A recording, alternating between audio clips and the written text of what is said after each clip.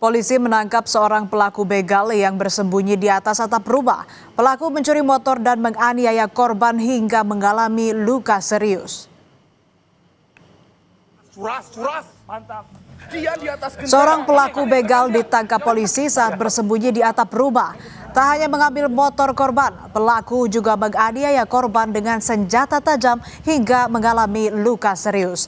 Selain menangkap pelaku, polisi juga menyita sejumlah barang bukti, mulai dari sepeda motor hasil curian, senjata tajam, ponsel, hingga pakaian korban.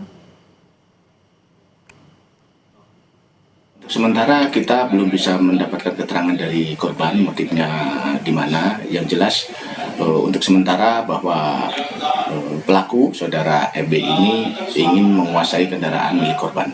Untuk tersangka sendiri saudara MB ini kita jerat dengan pasal 379 KUHP dengan ancaman hukuman 12 tahun penjara pencurian dengan kekerasan.